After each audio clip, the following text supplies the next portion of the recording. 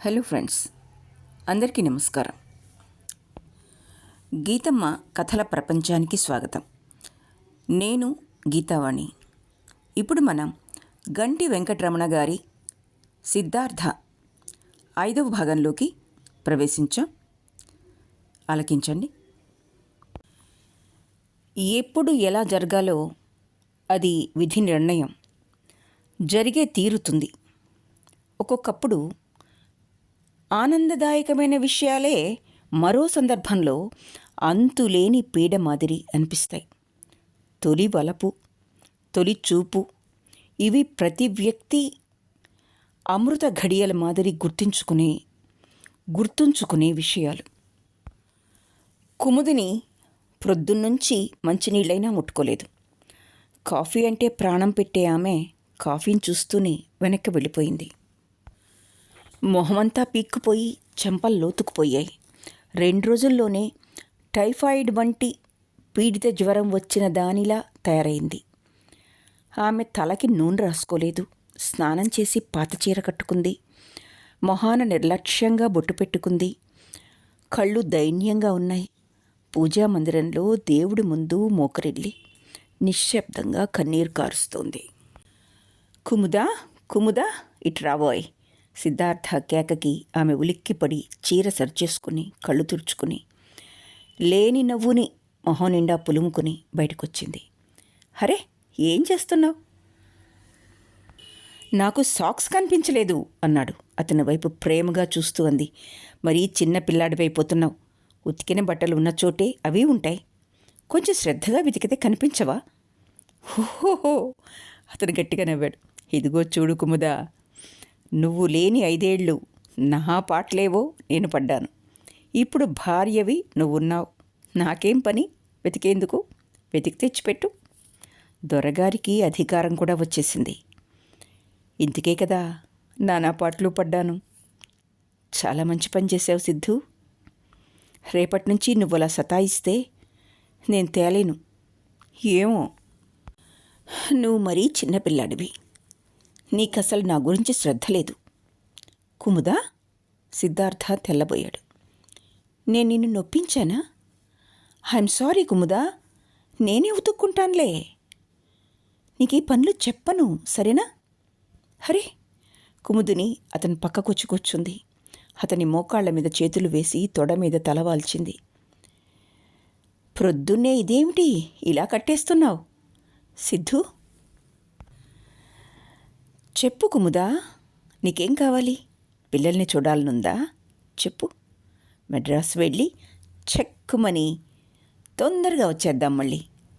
కాదు. మరి నీకసలు ఇటువంటి విషయాలే తెలియవు. నువ్విప్పుడు బుల్లి బాబువి కావు. బుల్లి బాబుకి బాబువి కాబోతున్నావు. కుముదా? సిద్ధార్థ పిలుపు విని తల ఎత్తింది. అతని మొహంలో ఒక్కసారి 1,000,000 మెర్క్యూరీ లైట్లు వెలిగిన కాంతి తళుక్కుమంది. అతను ఆమె ముఖం దగ్గరకు తీసుకుని పెదవుల్ని ముద్దు పెట్టుకుని థ్యాంక్స్ అన్నాడు. కుముదునికి అప్రయత్నంగా కన్నీళ్ళొచ్చాయి. ఈ ఏడవకు, నీకు నేనున్నాను అతను ఛాతీ మీద చేయి వేసుకుని అన్నాడు. అందుకు కాదు. మరి భయమా? మరి ఈ వయసులో మళ్ళీ నేను పిల్లని కనడం, పెంచడం నాకు చాలా సిగ్గుగా ఉంది. చిన్నప్పుడు మా నాన్నగారు ఇంగ్లీష్ వాళ్ళు మీ పిల్లలు మా పిల్లలు మన పిల్లలతో ఆడుకుంటున్నారు అంటారని చెప్పేవాళ్ళు. పాశ్చాత్య దేశాల సంగతి అది. అప్పుడు నవ్వేదాన్ని. ఇప్పుడు మన పిల్లలు మా పిల్లలతో ఆడుకుంటున్నారని చెప్పనా? కుముదినికి దుఃఖం పెళ్ళుకి వస్తోంది. సిద్ధార్థ ఆమె వీపు మీద అనునయంగా రాశాడు. ఎదురుగా బెల్జియం అద్దంలో ఇద్దరూ కనిపిస్తున్నారు. కుముదా, అటు చూడు. వేలితో అద్దం వైపు చూపించాడు. బెంగతో బాధతో కుముదిని సగమైపోయింది. ఆమె శరీరం శుష్కించిపోయి మనిషి గాలివాటుకు ఎగిరిపోతున్నట్లు అనిపిస్తోంది. పొరపాటున చూస్తే బాపు గీసిన అందమైన అమ్మాయిలా ఉంది. కుముదా, అటు చూడు. చూశాను. ఎలా ఉన్నావో చూడు. సగమైపోయావు. నేను చూడు ఎంత బాగున్నానో నీ ముందు. నీకంటే ఎక్కువ వయసున్నట్టు లేదు. కుముదిని తల ఆడించింది. సంతోషం సగం బలం. సిద్ధార్థ కుముదిని సన్నిధిలో ఆరోగ్యాన్ని పెంచుకుంటున్నాడు. ఇదివరకు సన్నగా నాజూగ్గా ఉండే అతను ఇప్పుడు ఈ వాతావరణానికి పుష్టిగా తయారయ్యాడు. కాస్త పొట్ట కూడా వచ్చింది. యాపిల్ పండు రంగులో పిల్లి కళ్ళతో ఎర్ర జుట్టుతో చూస్తుంటే మరీ మరీ చూడాలనిపిస్తున్నాడు. అతని ముందు ఆమె నిజంగానే చిన్నదానిలా ఉంది. నీ గురించి నువ్వు మర్చిపో, నీ సంగతులు నేను చూసుకుంటాను అన్నట్లు నీకేం తినాలనుంది, ఎక్కడికి వెళ్ళాలనుంది, ఏం చేయాలనుంది? సిగ్గుపడకు, నాతో అన్ని విషయాలు చెప్పు. చెప్పనా? తప్పు పట్టావు కదా. నాకు మూర్తిగారిని పిల్లల్ని చూడాలనుంది. సిద్ధార్థ మొహం నిమిషంలో మలినమైపోయింది. మరో నిమిషం ఉత్సాహంగా, అదెంతసేపు? డెలివరీకి మెడ్రాస్ తీసుకువెళ్తాను అన్నాడు చిటిక వేస్తూ. కుముదిని అతని ఒడిలో వాలిపోయింది. రోజులు గడుస్తున్నాయి. ఒంటరిగా ఉన్నప్పుడు కుముదినికి పరిసరాలు మర్చిపోయి గుండెలు పగిలేలా ఏడవాలని అనిపిస్తుంది. సిద్ధార్థ ఆమెకు ఆ ఒంటరితనమే మిగలనీయటం లేదు. ప్రొద్దులో ఏమాత్రం సమయం దొరికినా ఆమె దగ్గరే కూర్చుని తన ఊరు మర్రిపడ విషయాలు చెప్తూ ఉంటాడు. అతనికి కూడా మనసులో తన వాళ్ళని చూడాలనే కోరిక ప్రారంభమై రోజులు గడుస్తుంటే ఎక్కువ కాసాగింది. మర్రిపడ విషయాలు చెప్పు, కుముదిని ఆసక్తిగా అడిగింది. ఏముంది, మనకి పెళ్లికాని క్రితం నీకోసం పరితపిస్తూ పొలాల వైపు గట్ల వెంబడి నడుస్తూ నిశ్శబ్దంగా ఉన్న ఆ వాతావరణంలో కుముదా అని గట్టిగా పిలిచేవాణ్ణి. అప్పుడు మామిడి పళ్ళు చెట్లకు విరగగాచి భూమి మీదకు వంగిపోతూ ఉండేవి. చెట్లు ఆ భారం మొయ్యలేనట్టు అనిపించేది. నేను నీకు దూరమై ఆ భారాన్ని మొయ్యలేనట్టు. నేను కుముదా అనగానే కొంటె కోయిలమ్మ కూ పదం విని కూ అని పలికేది. అక్కడ ఆగిపోయి మళ్ళీ మళ్ళీ పిలిచేవాడిని. ఆ పిలుపుకి ఆ పిట్ట కూ అని చించుకునేది.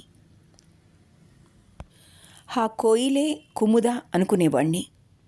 ఇంకా పొలాల్లో పనిచేసే ఆడంగులు ఎదురొచ్చి దొర ఎడికో పోతుండు అనేవాళ్ళు. వాళ్ళ కళ్ళు నా చుట్టూ నా చర్యల్ని గమనిస్తూ ఉండేవి. నా అన్వేషణ వాళ్ళకు అర్థం కాదు. నేను చిన్నగా విచారంగా నవ్వేవాడిని. వాళ్ళకి భాష తెలియదు, భాష్యం తెలియదు. దొరా దొరా నీ మనసు శానా మంచిది దొరా. చ, నన్ను నువ్వు దొర అనకూడదు. మరేమనాలి? సిద్ధూ. కాదు, నువ్వు నా దొరవే. ఓహోహో, అతను గోలగా నవ్వాడు. మనం ఇండియా వెళ్ళిపోదాం. కుముదిని అతని కళ్ళల్లోకి చూసింది. చెప్పు, నీకిష్టం లేదా? ఇష్టమే. మరి డల్గా అయిపోయావే? కుముదిని చేతికి కొంగు ముడివేస్తూ తీస్తూ ఉండిపోయింది. ఆ తర్వాత అంది, లోకం అంటుంది, అదుగో ఆమె తనకన్నా చిన్న. ఇంకా చెప్పద్దు కుముదా. అనుకుంటే అనుకోని, నాకు ఈ లోకంతో పనిలేదు. ఇవాళ ఉండి రేపు పొయ్యేవాళ్ళం. ఏన్నైనా కుయ్యని, నేను ఖాతరు చేయను. మీ వాళ్ళొస్తే? మా వాళ్ళెవరు మా ఇంటికి రారు. మరి ఎలాగా? నేనే వెళ్ళి చూసి గంటలో తిరిగి వచ్చేస్తాను. నా పిల్లలు, అదే శంకర్, నీలిమ నన్ను అసహించుకోరా? ఆ విషయం మూర్తిగారిని అడిగి తెలుసుకునే మనం వాళ్ళని కలవడం. అయితే పోదాం, వెళ్ళిపోదాం. కుముదిని కూడా విసుగెత్తింది. డాలస్, టెక్సాస్ వాతావరణం నచ్చలేదు.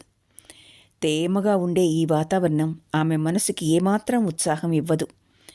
ఎప్పుడైనా తెలుగువాళ్లు కలిసినా రాజకీయాలు, ఆడంబరాలు, వీటికి దూరంగా పారిపోవాలని ఆమె అనుకుంటోంది. అతను తండ్రికి ఉత్తరం రాశాడు. అతనికి తల్లి తరఫున సంక్రమించిన ఆస్తిపాస్తుల మీద తండ్రికి అధికారం లేదు. ఆ పొలాలు అమ్మేసే ఏర్పాట్లు చెయ్యమని, తను వస్తున్నానని క్లుప్తంగా ముగించాడు సిద్ధార్థ. ఉద్యోగం చూసుకుంటే గానీ గడవదని సమస్య లేదు ఇద్దరికీ. కుముదిని పెళ్లికి ముందు, పెళ్లి అయిన తర్వాత ఉద్యోగం చేసి సంపాదించిన డబ్బు వేరే ఉంది. అదీకాక సిద్ధార్థ దాచిన డబ్బు ఉండనే ఉంది. నిశ్చింతగా కాలు మీద కాలు వేసుకుని తిన్నా తరగదు ఆ డబ్బు. లోకంలో డబ్బు గలవాడు ఏది చేసినా చెల్లుతుందని నమ్మిన సిద్ధార్థ డబ్బు బాగానే సంపాదించాడు. వీసా, పాస్పోర్ట్ వీటి ప్రయత్నంలో 4 నెలలు గడిచిపోయాయి. చివరికి ఓ మంచి రోజున తెలిసిన కొద్దిమంది తెలుగు స్నేహితులు వీడ్కోలిస్తూ ఉంటే న్యూయార్క్లో ఫ్లైట్ ఎక్కారు. కుముదినికి కల మాదిరిగా ఉంది ఈ జీవితం. ఆమె అతని భుజం మీద తలవాల్చి కళ్ళు మూసుకుంది. అతను వాకబ్ చేయగా మూర్తి 2 ఏళ్ల క్రితమే హైదరాబాదు వెళ్ళినట్లు చెప్పారు. అతను మద్రాసు విడిచిపెట్టాడు అనగానే కుముదిని ముఖం చిన్నపోయింది. సిద్ధార్థ ఆమె భుజం తట్టి ధైర్యం చెప్పాడు. మనం కూడా హైదరాబాద్ వెళ్దామా అని అడిగాడు. కుముదిని తల అడ్డంగా తిప్పింది. వద్దు, మద్రాసులో మా నాన్నగారు, తమ్ముళ్ళు, చెల్లి ఉన్నారు. నన్ను వాళ్ళు మర్చిపోయి 5 ఏళ్లకు మించిపోయింది. అయినా వాళ్ళు కనిపిస్తే నేను తలదించుకోలేను. హైదరాబాద్ అంటే అసలే వద్దు. అదే అక్కడ పుట్టి పెరిగిన ఊరు. అక్కడే మేము కాపురం ఉండేవాళ్ళం. అక్కడే నీ పరిచయం కూడా ఏర్పడింది. ఇవన్నీ నన్ను నిద్రపోనీయవు. ఎక్కడుందాం మరి? వరంగల్. వరంగల్లోనా? ఏ, మా ఊరికి దగ్గర. అయితే నీ ఇష్టం. సిద్ధార్థ నవ్వాడు. వద్దులే కుముదా, వరంగల్లోనే ఉందాం మనం. నేను అగ్రికల్చర్ ఇంప్లిమెంట్స్ ఫ్యాక్టరీ ఓపెన్ చేస్తాను. ఇక్కడ వీళ్ళున్నారు, అక్కడ వాళ్ళున్నారు అనుకుంటూ పోతే మనం ఇంకా ఈ దునియాలోనే ఉండలేం. అతనికి దునియా అనే మాట ఊతపదం. నీ ఇష్టం. ఒక్కసారి మూర్తిగారిని చూసి వచ్చేద్దాం. వరంగల్లో నీకెవరైనా తెలుసా? ఏ అలా అడిగావు? మనం ఇల్లు చూసుకుందుకు, ఆ ఇల్లు చూసుకునే వరకు 2 రోజులు తలదాచుకునేందుకు ఎవరైనా తెలిస్తే మన సెటిల్మెంట్ ఈజీగా అయిపోతుంది. తెలుసు. ఎవరు? ఒకసారి కాన్ఫరెన్స్ జరిగింది, నేను వెళ్ళాను. రచయితలు అందరూ వచ్చారప్పుడు. హైదరాబాద్లో ఉండగా కాన్ఫరెన్స్లో శాస్త్రి గారని ఆయన పరిచయం అయ్యారు. ఆయన నా రచనలు చదివి నాకు ప్రోత్సాహంగా ఉత్తరాలు రాసేవాళ్ళు. వాళ్ళింట్లో తప్పకుండా మనల్ని ఆదరిస్తారు. మన సంగతి తెలుసా? మన పెళ్ళైన క్రొత్తలో ఆయనకి జరిగింది వ్రాశాను. ఆయన ధైర్యం చెప్తూ వ్రాశారు, అంతే. అయితే మనకింక బెంగలేదు. సిద్ధార్థ హైదరాబాద్కి ప్లేన్లో టికెట్లు తీసుకుందుకు వెళ్ళాడు. కుముదిని హోటల్లోనే ఉండిపోయింది. కుముదిని, సిద్ధార్థని చూస్తూనే మూర్తి మొహం వెడల్పైంది. అతను సిద్ధార్థని గట్టిగా కౌగలించుకున్నాడు. కుముదిని మూర్తిని చూస్తూ ఇతను మనిషా దేవుడా అనుకుంది. బాగున్నావా కుముదా? అతని గొంతు అప్రయత్నంగా వణికింది. ఆమె నెలలు నిండినట్లు భారంగా కనిపిస్తోంది. కుముదిని నవ్వింది చిన్నగా. ఆ నవ్వులో ఏ భావమూ లేదు. మీరు పిల్లలు బాగున్నారా? సిద్ధార్థ అడిగాడు. బాగున్నాం. నీలిమ పబ్లిక్ స్కూల్లో చదువుతోంది, 10th class. Shankar school first వచ్చాడు, ఇంటర్లో చేర్పించాను. అబ్బా, అంత పెద్దవాళ్ళయ్యారా? కుముదినికి ఒక్కసారి పరిగెత్తుకు వెళ్ళి వాళ్ళని చూడాలనుంది. మనం ఇంటికి వెళ్దాం పదండి అన్నాడు మూర్తి. సిద్ధార్థ ట్యాక్సీని పిలిచాడు. పిల్లలు ఇంటి దగ్గరే ఉంటారా? కుముదిని కుతూహలంగా అడిగింది. మూర్తి తల తిప్పి ఆమె వైపు ఒక్కసారి చూశాడు. లేదు, మనం ఇంటికి వెళ్ళేసరికి వాళ్ళు నాగార్జునసాగర్ టూర్కి వెళ్ళిపోయి ఉంటారు. కుముదినికి ఆశాభంగమైంది. అంటే అతను కావాలనే పిల్లల్ని దూరంగా పంపేశాడన్నమాట. ట్యాక్సీలో కూర్చున్నారు ముగ్గురు. సికింద్రాబాద్ ట్యాంక్ బండ్ క్రింద అధునాతనంగా కట్టిన ఇంటి ముందు ట్యాక్సీ ఆగింది. ఆ రాత్రి నౌకరు చేత పక్కలు వేయించాడు. మేడ మీద గదిలో సిద్ధార్థకి కుముదినికి ప్రత్యేకం గది ఏర్పాటు చేయించాడు. వంటావిడ భోజనాలు పెట్టగానే కొద్దిసేపు మాట్లాడి గుడ్ నైట్ అన్నాడు.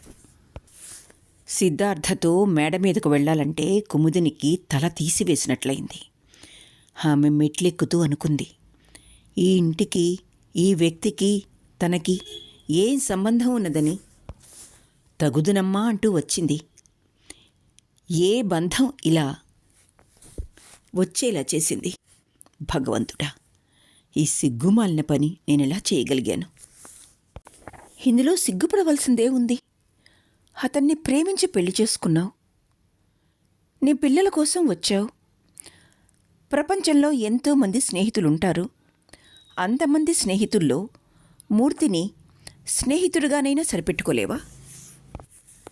అంతరాత్మ చేసిన తప్పు ఒప్పుల్ని సమర్థిస్తోంది. సిద్ధార్థ ఆమె చేతిని అందుకున్నాడు.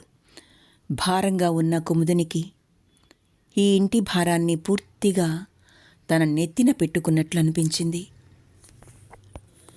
ఆ నెత్తి మీద బరువుని త్రోసెయ్యాలని కూడా ఒక క్షణం ఆలోచించింది. చివరికి చేసేదేమీ లేనట్లు సిద్ధార్థతో గదిలోకి వెళ్ళింది. అలసిపోవడం వల్ల అతను పక్క మీద చేరుకోగానే గాఢ నిద్రలో మునిగిపోయాడు. కుముదినికి ఎంతసేపటికి నిద్ర పట్టలేదు. పక్క మీద అశాంతిగా ఇటూ అటూ దొర్లింది. చివరికి మంచం మించి లేచి కిటికీ గుండా బయటికి చూస్తూ ఆ కిటికీలోనే కాసేపు కూర్చుంది. ఎక్కడో గడియారం 2 గంటలు కొట్టిన శబ్దం వినిపించి ఉలిక్కిపడింది. ఎదురుగా గేటు పక్కనే ఉన్న సిమెంట్ బెంచి మీద సిగరెట్ వెలిగించి మూర్తి ఆలోచిస్తున్నాడు. కుముదిని చీకట్లో ఉంది. ఆమె అతనికి కనిపించదు. వెలుతురులో ఉన్న అతను, మూర్తి స్పష్టంగా కనిపిస్తున్నాడు. కుముదినికి ఆ క్షణంలో తన మీద తనకే అసహ్యం వేయసాగింది. మూర్తి దగ్గరకు పరిగెత్తుకు వెళ్ళి అతని దగ్గర కూర్చోవాలన్న ఆశ కలిగింది. అంతలోనే తన తొందరపాటుకి సిగ్గుపడింది. సిద్ధార్థ బెడ్లైట్ వెలుగులో కనిపిస్తున్నాడు. ప్రేమమయుడు సిద్ధార్థ. ముఖంలో ఎక్కడా కల్మషానికి చోటు కనిపించడం లేదు. 2 చేతులు గుండెల మీద ఉంచుకుని నిశ్చింతగా నిద్రపోతున్నాడు. అతను మూసుకున్న కళ్ళు అతని నిశ్చలత్వానికి, దృఢత్వానికి చిహ్నంగా కనిపిస్తున్నాయి. అతని ఎర్రని పెదవులు విల్లు మాదిరి వంగి ఉన్నాయి. మీసాలు అతని పురుషత్వానికి ప్రతీకలు మాదిరిగా ఉన్నాయి. అతను ఎంత నిశ్చింతగా ఉన్నాడంటే ప్రపంచంలో తను ప్రేమించిన వస్తువు చేజిక్కిన తరువాత వేరే నీరు, గాలి అవసరం కూడా లేదు అన్నంత నిర్విచారంగా ఉన్నాడు. కుముదిని తల తిప్పి అటు గేటు వైపు చూసింది. అక్కడ మూర్తి శరీరంలో ఏ మార్పు లేకపోయినా లోతుకుపోయిన కళ్ళతో సర్వమూ పోగొట్టుకున్న చక్రవర్తిలా కనిపిస్తున్నాడు. 2 చేతుల్ని గొంతు మీదకు పోనిచ్చింది కుముదిని. అవి క్రమంగా మెడను పట్టుకున్నాయి గట్టిగా. నొక్కుతోంది తను మెడని. ఎక్కడో విచక్షణ జ్ఞానం మేలుకున్నట్లు కడుపులో పాపాయి ఒకసారి అటు నుంచి ఇటు తిరిగినట్లయింది. కుముదిని చేతులు విడిపోయాయి. సిద్ధార్థ రక్తంలో రక్తం, ప్రేమకి ప్రతిరూపం, పెళ్లికి చిహ్నం.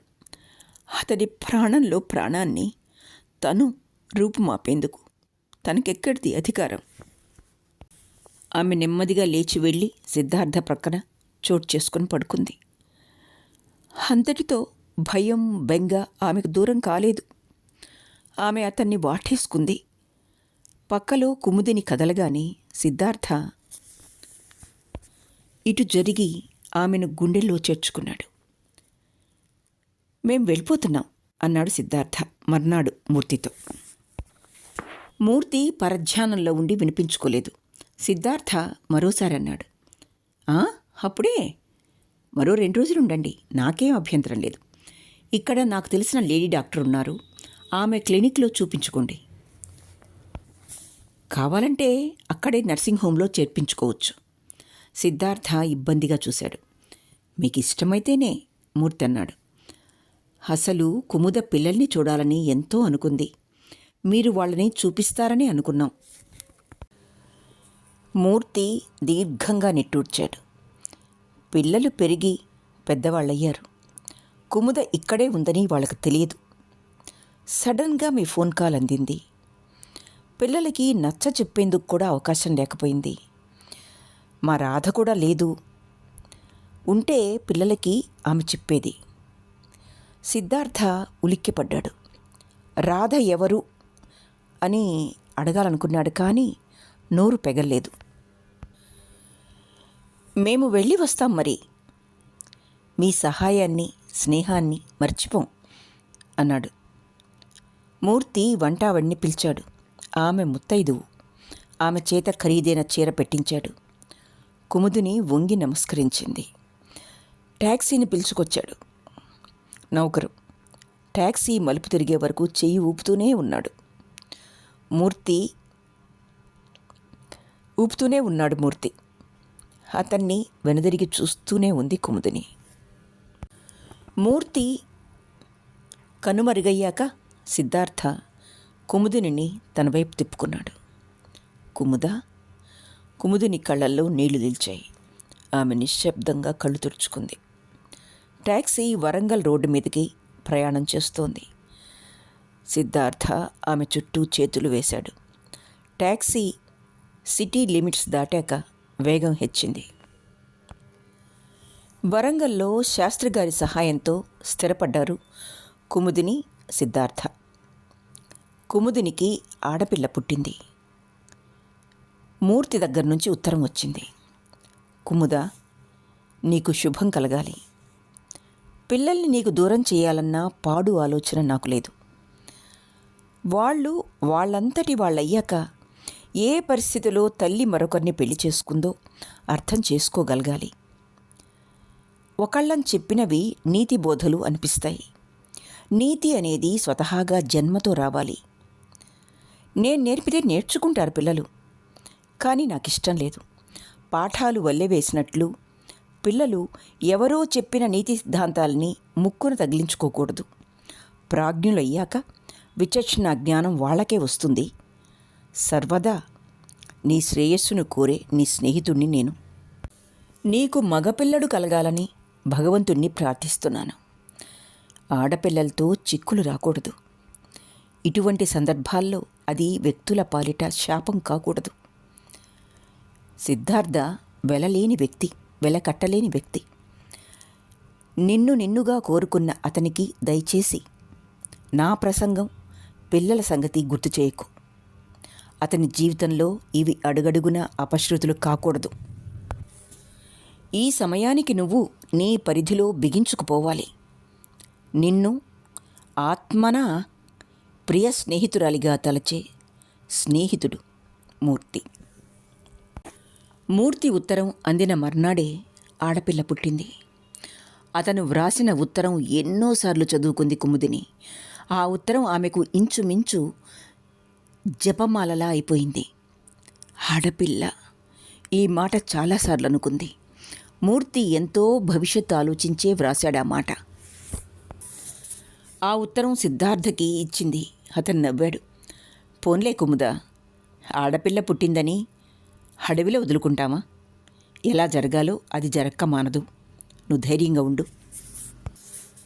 మూర్తికి ప్రత్యుత్తరం రాశారు.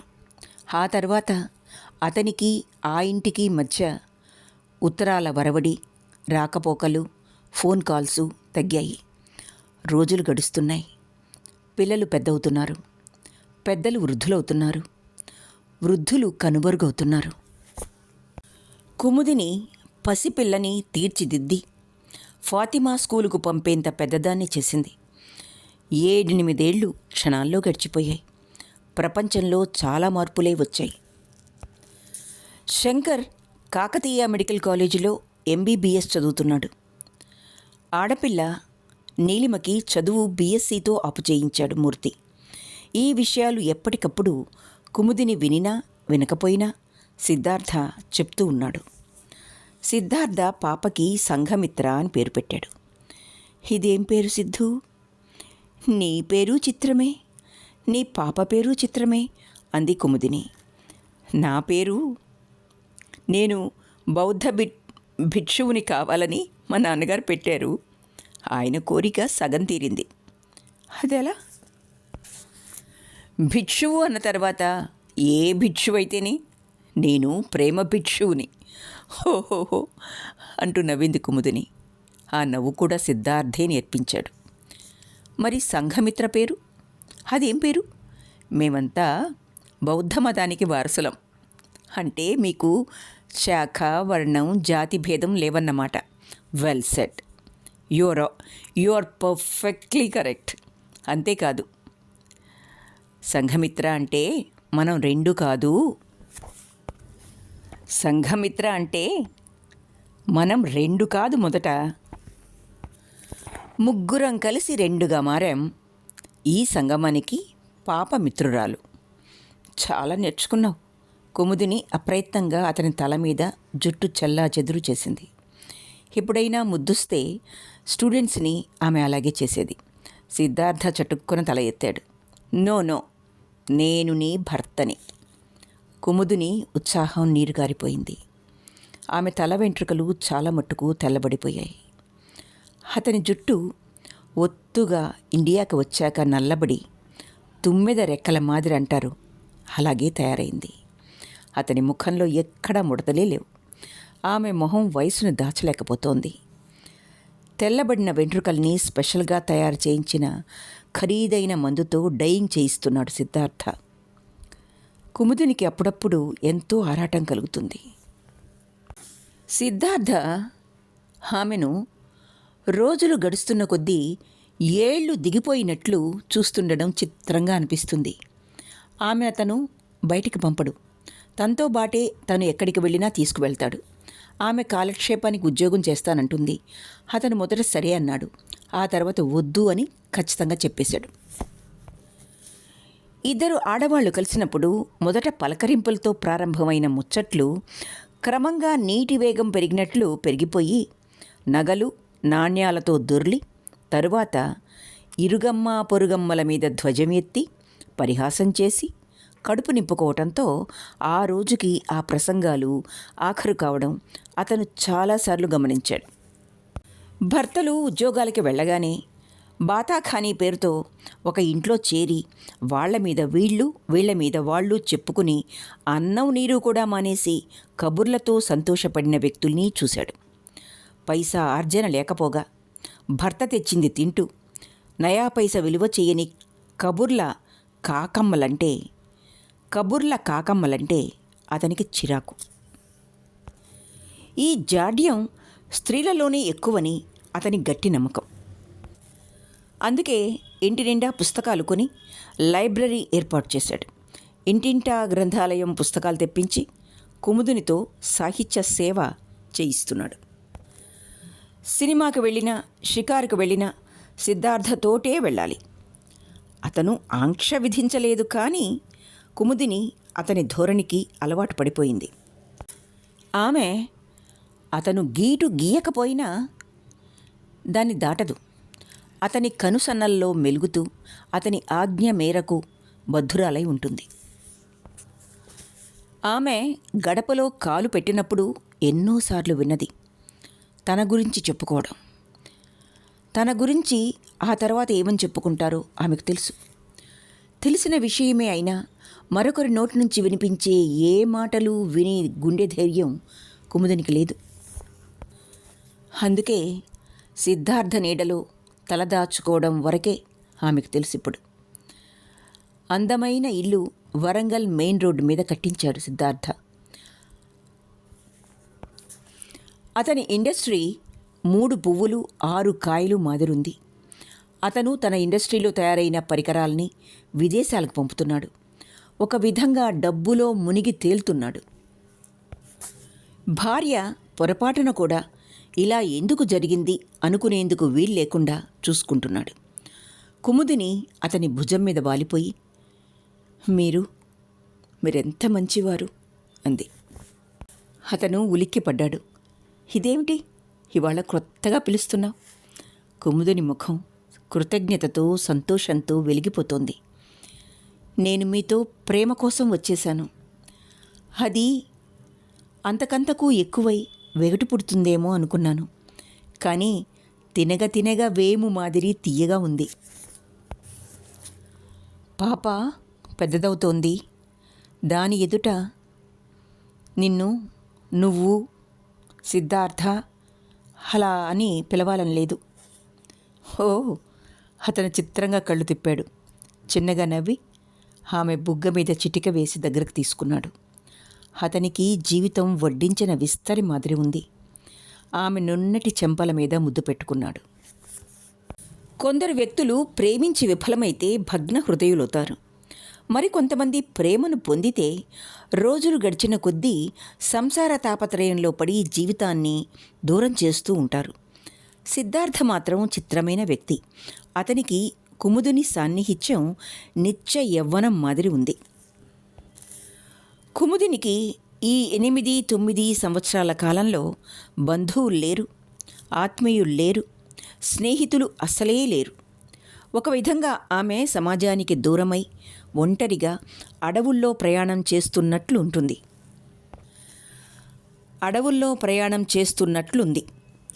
ఎప్పుడైనా పేరంటానికి వెళ్ళినా అది 10 నిమిషాలే. ఒకసారి ఆమె పేరంటానికి వెళ్ళింది. పేరంటానికి చాలామందే వచ్చారు.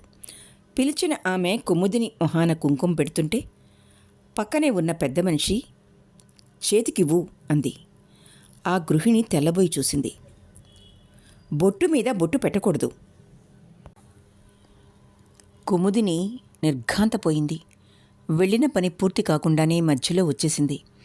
సిద్ధార్థ విని, నేను అందుకే ఇలాంటి చోటికి వెళ్ళేందుకు ఇష్టపడను. నువ్వు బాధపడతావని ఊరుకున్నాను అన్నాడు. కుముదిని ఆ రోజంతా భోజనమే చేయలేదు. కాకులు పొడిచినట్లు పొడుస్తున్న ఈ సంఘానికి దూరంగా పారిపోవాలని ఉంది. ఎలా బ్రతకనా అని నిట్టూర్చింది.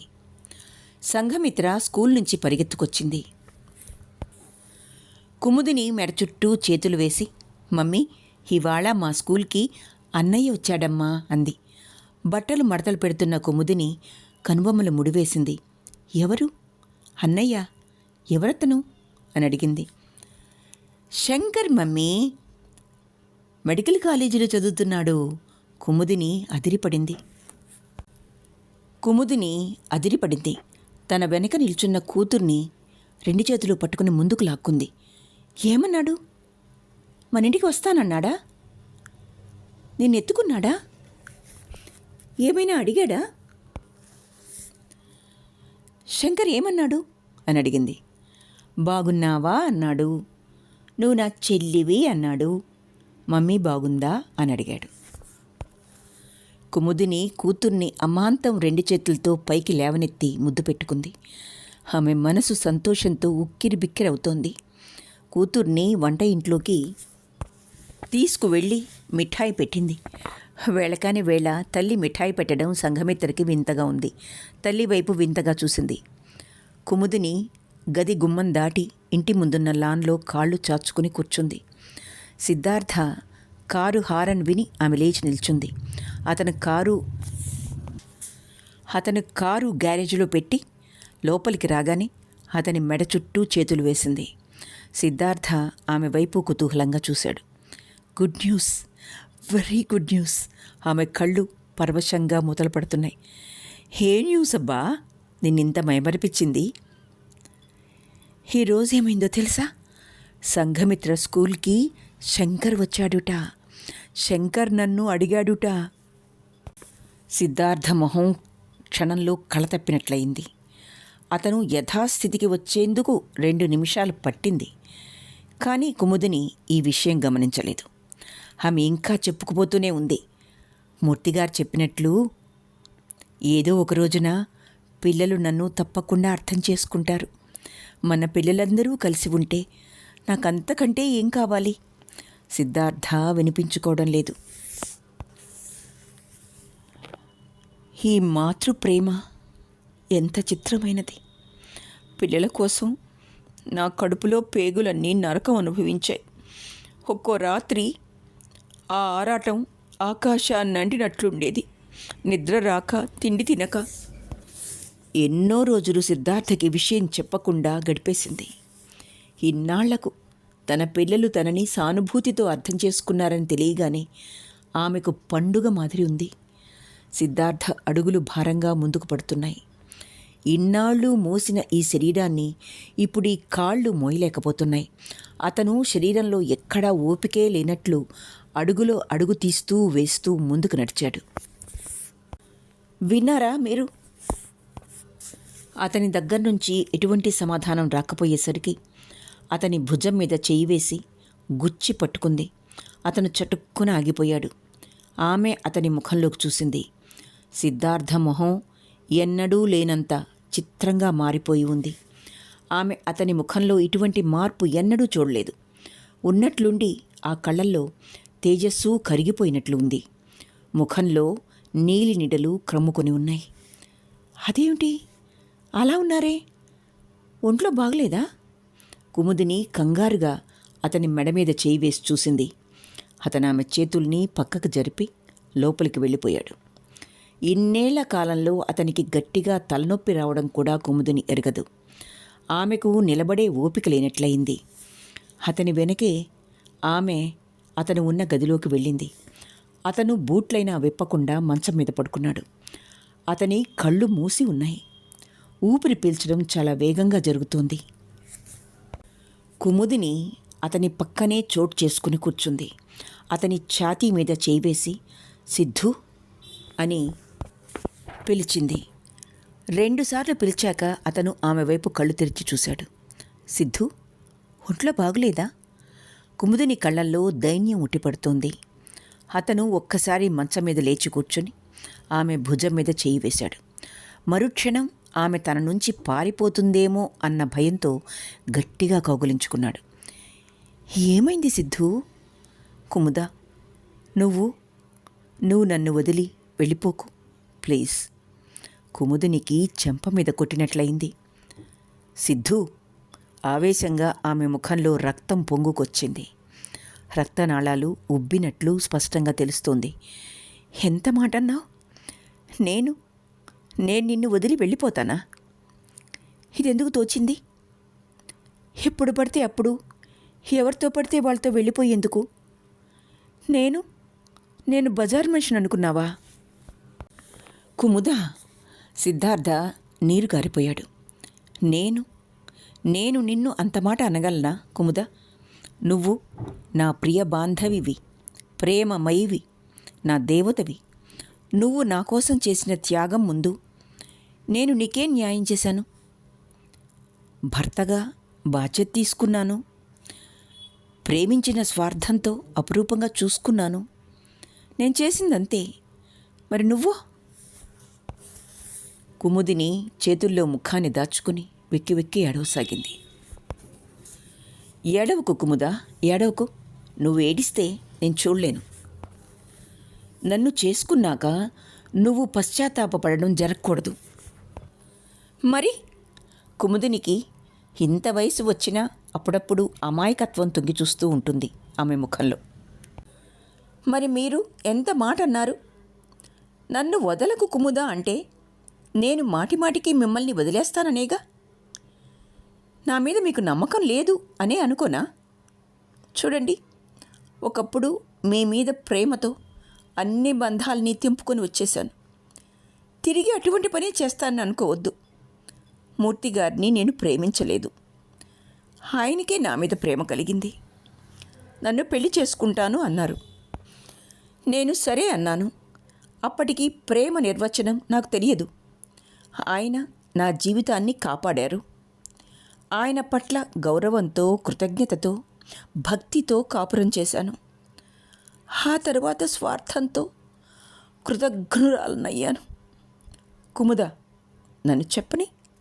కుముదినికి ఆవేశం తగ్గింది. అతని వైపు తిరిగింది. కుముదినికి ఆవేశం తగ్గింది. అతని వైపు తిరిగింది.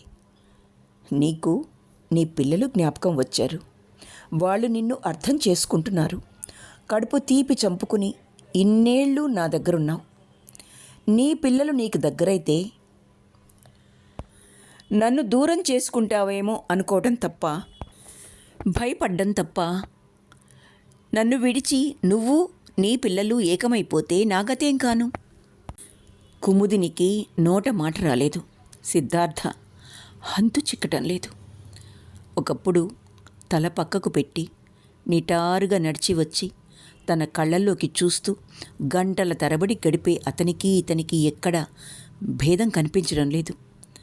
తనంటే ఎంత ప్రాణం అతనికి. ఈ భావన ఆమెను కదిల్చివేసింది. ఆమె చటుక్కున అతన్ని గుండెల్లోకి తీసుకుంది. అతను పసిపాపలా ఆమె కౌగిలిలో ఒదిగిపోయాడు. ప్రొద్దున్నుంచి కుముదినికి చేతులు కాళ్ళు ఆడటం లేదు. ప్రొద్దున్నే సిద్ధార్థ కారు బయటికి వెళ్ళగానే ఫోన్ వచ్చింది. ఫోన్లో శంకర్ తను ఈరోజు వస్తున్నట్లు చెప్పాడు. సిద్ధార్థ గారు ఉంటారా అని కూడా అడిగాడు. ఉన్నా లేకపోయినా పర్వాలేదు, రా శంకర్ అంది. అతను 6 గంటలకు వస్తానని చెప్పి ఫోన్ పెట్టేశాడు. ఉదయం 8 గంటల నుంచి ఆమెకి ఏ పని చేయాలన్నా తోచడం లేదు. ఇంట్లోంచి బయటికి, బయట నుంచి ఇంట్లోకి కాలు గాలిన పిల్లి మాదిరి తిరుగుతోంది. మంచం మీద పడుకుంటోంది. అంతలోనే చటుక్కున లేచి సోఫాలో కూర్చుంటోంది. ఏమాత్రం శబ్దమైనా చెవులు రిక్కించుకొని అటువైపు ఆతృతగా చూస్తోంది. ఆమె శరీరం, మనసు అణువణువు అతని రాక కోసం, బిడ్డ రాక కోసం ఎదురుచూస్తున్నాయి. గేటు తలుపు గాలి కొట్టుకుంటే ఆమె అటువైపు చూసింది.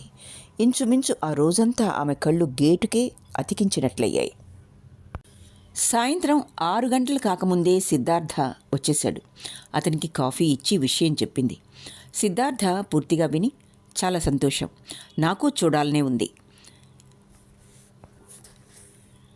నేను వచ్చే రోజుల్లో శంకర్ ఇంత ఉండేవాడు. నేనంటే చాలా ప్రేమ పెట్టేవాడు. అంకుల్ అంకుల్ అంటూ చుట్టూ తిరిగేవాడు అన్నాడు చేతిని పైకెత్తి చూపించి. కుముదిని కళ్ళు చెమర్చాయి.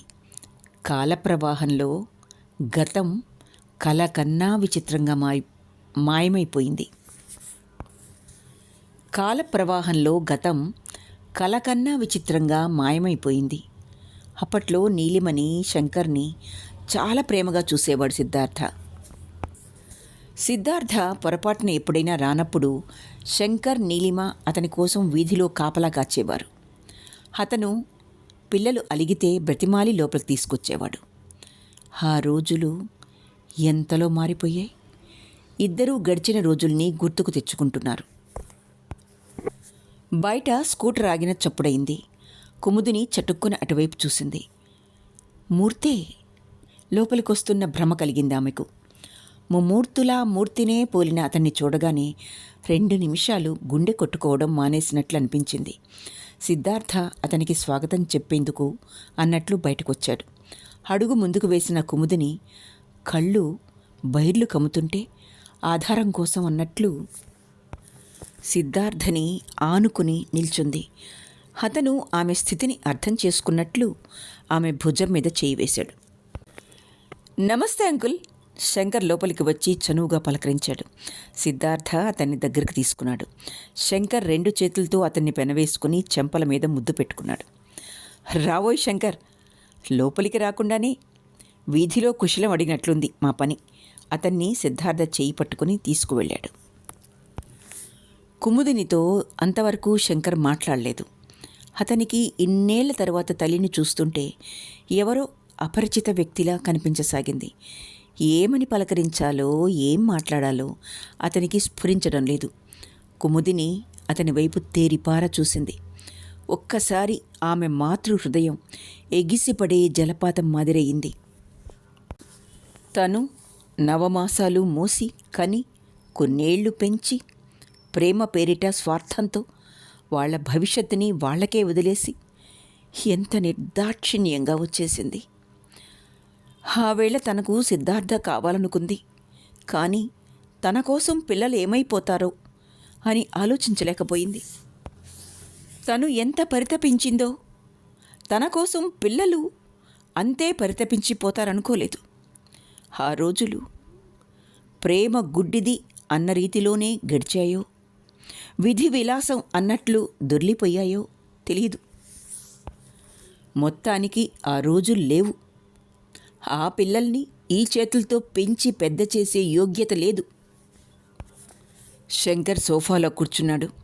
ఉన్నట్లుండి మాట మధ్య పెద్దగా నవ్వుతున్నాడు. అతని నవ్వుతో సిద్ధార్థ శృతి కలిపాడు. ఇద్దరి నవ్వులు పూల జల్లులా వినిపిస్తోంది. కుముదిని పాలు గ్యాస్ మీద పెట్టి ఆలోచిస్తోంది. సంఘమిత్ర లోపలికొచ్చి హలో అన్నయ్య అంటుంది. కమాన్ కమాన్ అంటున్నాడు శంకర్. ఈ ఇల్లు ఈ పిల్లలతో ఇలాగే కళకళలాడుతుంటే ఎంత బాగుండేది. నీలిమ శంకర్లు తన దగ్గరికి వస్తే, మూర్తి, అబ్బా అంకుల్, ఆడపిల్లలు కూడా టీస్ చేస్తారు అంకుల్. ఎన్నో రకాల పేర్లు పెడతారు. ఒక్కో పేరు వింటుంటే అఫ్కోర్స్ ప్రౌడ్గా కాలర్ పైకెత్తేయాలనిపిస్తుంది. పర్వాలేదు, చాలా పెద్దవాడివైపోయావు. మమ్మల్ని జ్ఞాపకం పెట్టుకుని ఇంత దూరం వచ్చినందుకు థ్యాంక్స్. భలేవారే, చిన్నప్పుడు మాకు తెలియక రాలేకపోయాం. మిమ్మల్ని మర్చిపోయింది ఎప్పుడు గనక. మీరు హైదరాబాద్లో ఉండగా నా చిన్నతనంలో రోజు సాయంత్రం మమ్మీ కోసం రావడం నాకు బాగా గుర్తు. సిద్ధార్థ ఉలిక్కిపడ్డాడు. అతనికి భుజాలు తడుముకున్నట్లయింది. మమ్మీ కోసం ఆ మాట అతని కడుపులో బాకు దింపినట్లు వినిపిస్తోంది. శంకర్ ఇంకా చెప్తున్నాడు. మా రాధ వెళ్ళనిచ్చేది కాదు, లేకపోతే 8 ఏళ్ల క్రితమే పరిగెత్తుకొచ్చేవాణ్ణి. శంకర్, సిద్ధార్థ గొంతు ఆత్మీయతతో నిండిపోయి తొణికిసలాడుతోంది. అతని కళ్ళల్లో నీళ్లు కదులుతున్నాయి. అవి ఇప్పుడా మరు నిమిషమా అన్నట్లు జారిపడేందుకు సిద్ధంగా ఉన్నాయి. గుమ్మంలో ట్రేలో కాఫీ తీసుకొచ్చిన కుముదిని సిద్ధార్థ కళ్ళల్లో నీళ్లు చూసి ఆశ్చర్యపోయింది. అతని కళ్ళల్లో నీళ్ళ? ఇన్నేళ్లు అతనితో కలిసి బ్రతికింది. ఇంతకాలంలో ఏ క్షణంలోనూ కూడా ఆమె అతని కళ్ళలో పొరపాటును కూడా కన్నీళ్లు చూడలేదు. ఈ సమయంలో అవి ఆనందాశ్రువులా, దుఃఖం తాలూకు కన్నీరా? శంకర్ అతని చేతిని తన చేతిలోకి తీసుకున్నాడు సిద్ధార్థ.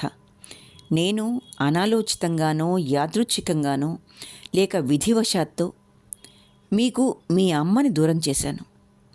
ఆ సంగతి నేనెప్పుడూ అనుకోలేదు. పిల్లలని మీకు తల్లి కావాలని ఆలోచించేటువంటి జ్ఞానం నాకప్పట్లో లేదు. ఇప్పుడైనా లేదనుకో, అది వేరే సంగతి. నువ్వు చిన్నవాడివైనా పెద్ద మనసుతో మా ఇంటికి వచ్చావు. నీకు కృతజ్ఞతలు ఎలా చెప్పుకోను? అదంతా ఆలోచించవద్దు uncle. I like you, I love you, that's all. నేను మిమ్మల్ని చూడాలని వచ్చాను, అంతే. మీ అమ్మ కుముదిని అతనికి చూపించాడు.